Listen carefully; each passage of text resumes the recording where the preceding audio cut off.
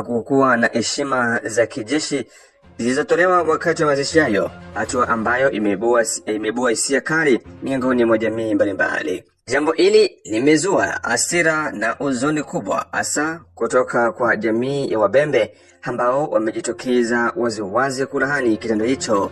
Kwa mujibu wa wawakilishi wa jamii hiyo, kutokuwepo kwa heshima za kijeshi kwa mtu aliyeshika wadhifa mkubwa wa kijeshi na kutumikia taifa kwa muda mrefu ni kitendo kinachoonyesha ukosefu wa heshima na thamani kwa mchango wake. Viongozi wa jamii ya Wabembe wamesema kuwa marehemu Jenerali Sekatenda Shabani alikuwa si tu kiongozi wa kijeshi bali pia alichangia kwa siasa kubwa katika kulinda usalama wa nchi na kuimarisha uwanja wa taifa. Hata hivyo, wanaona kuwa alistahili kuzikwa kwa heshima zote za kijeshi kama ilivyo desturi kwa viongozi wa hadhi yake. Aidha, baadhi ya wachambuzi wa masuala ya kijamii na kisiasa nchini humo wameeleza kuwa tukio hili linaweza kuongeza mvutano wa kijamii ikiwa halitashughulikiwa kwa umakini zaidi. Wametoa wito kwa mamlaka husika kutoa maelezo ya kina kuhusu sababu za kutokuwepo kwa heshima hizo ili kuondoa sintofahamu iliyojitokeza.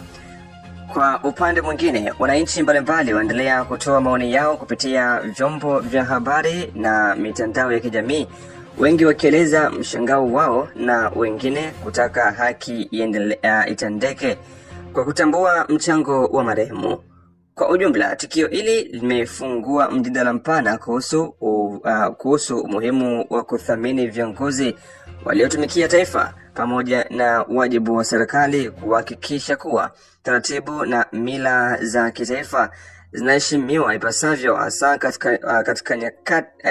katika nyakati nyeti kama hizi za maombolezo. Mwisho, jamii ya Wabembe imesisitiza kuwa itaendelea kudai haki na heshima kwa marehemu, huku ikitaka viongozi wa nchi kuchukua hatua stahiki kurekebisha hali hiyo na kuhakikisha matukio kama haya hayajirudi siku zijazo.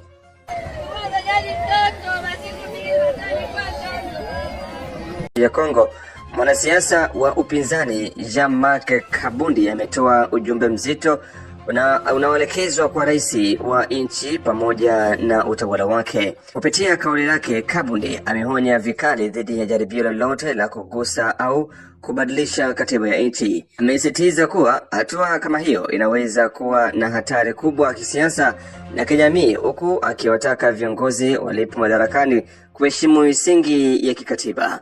Katika ujumbe wake amenukuliwa akisema, "Msisubutu kugusa katiba. Ondokeni madarakani kwa njia ya heshima kwa sababu mnajua yaliyowapata marais wane waliotangulia." Kauli hiyo imeonekana kuwa na uzito mkubwa, ikirejea historia ya kisiasa ya nchi hiyo ambayo imewahi kushuhudia mabadiliko ya madaraka iliyokumbana na migogoro, misukosuko na wakati mwingine machafuko. Wachambuzi wa masuala ya kisiasa wanasema kuwa kauli ya Kabundi inaakisi hali ya wasiwasi iliyopo miongoni mwa baadhi ya wanasiasa na wananchi kuhusu mustakabali wa uongozi na utawala wa sheria nchini Kongo. Aidha, imechukuliwa kama onyo la kisiasa linalolenga kuzuia mabadiliko yoyote ya katiba ambayo yanaweza kuonekana kuwa ya kulinda madaraka. Hata hivyo, hadi sasa hakuna majibu rasmi yaliyotolewa na upande wa serikali kuhusiana na kauli hiyo. Serikali imekuwa ikisisitiza mara kwa mara umuhimu wa utulivu, amani na heshima na kuheshimu taasisi za taifa. Jamhuri ya Demokrasia ya Kongo inaendelea kuwa katika kipindi nyeti cha kisiasa ambapo mijadala kuhusu uongozi, katiba na demokrasia inaendelea kushika kasi. Wananchi pamoja na jumuiya ya kimataifa wanaendelea kufuatilia kwa karibu mwenendo wa siasa nchini humo, huku wito ukitolewa kwa pande zote kuhakikisha kuwa amani na utulivu vinadumishwa.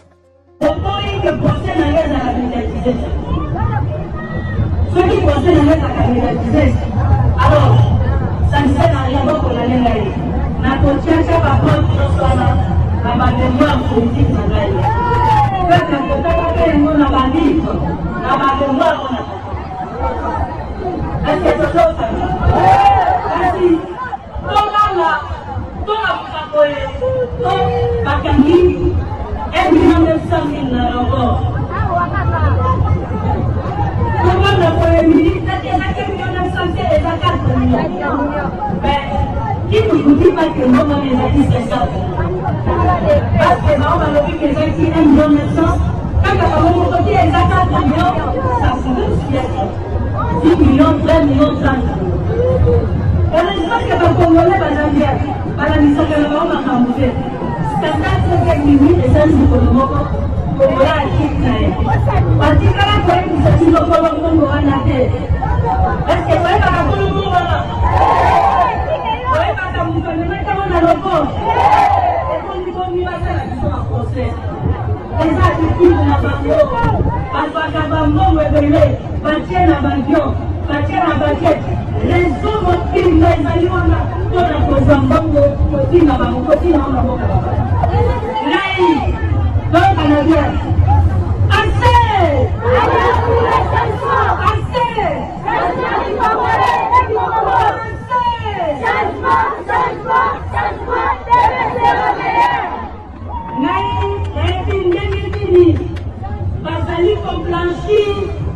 centaines de millions de dollars pour les mamboka. Donc tout a été annulé. Là bien. Par contre, je vais vous dire, par contre, ma cachette, mais par contre, ça qu'on veut les mamboka le côté. Elle vient de valider notre maman. Et ça machine à la paix. Par contre, les bazaliques au plancher, par moment non seulement la politicien, par contre, dans la mort. Agochogo, kiongozi wa kijeshi wa muungano wa AFC M23 Sultani Makenga ameonekana hadharani kwa mara ya kwanza baada ya muda mrefu. Tukio hilo limetokea siku ya Alhamisi tarehe 23 April wakati wa hafla ya kufunga mafunzo ya jumla ya wapiganaji 395 wa kundi hilo la waasi. Mafunzo hayo yalifanyika katika eneo la Kanombe lililopo katika wilayani Rutshuru mashariki mwa nchi ya Jamhuri ya Demokrasia ya Kongo ambayo inaendelea kukumbwa na hali ya sintofahamu ya kiusalama kwa muda mrefu. Kuonekana kwa Makenga kunakuja baada ya kipindi cha ukimya ambapo hakuwahi kuonekana hadharani tangu tukio la shambulio la ndege isiyo na rubani maarufu kama drone lililotokea tarehe 24 Februari. Katika shambulio hilo, aliyekuwa msemaji wa kundi hilo Willy Ngoma alifariki dunia. Kurejea kwake hadharani kunatazamwa na wachambuzi wa masuala ya usalama kama ishara yenye uzito katika muktadha wa mzozo unaoendelea mashariki mwa nchi ya Jamhuri ya Demokrasia ya Kongo. Hata hivyo, bado hajabainika wazi iwapo kuonekana kwake kuna maanisha mabadiliko yoyote katika mikakati ya kijeshi au kisiasa ya kundi hilo. Eneo la Rutshuru limekuwa moja maeneo yanayoathirika zaidi na mapigano kati ya vikundi vya waasi na jeshi la serikali, hali inayosababisha maelfu ya raia kuyahama makazi yao na kuishi katika mazingira magumu.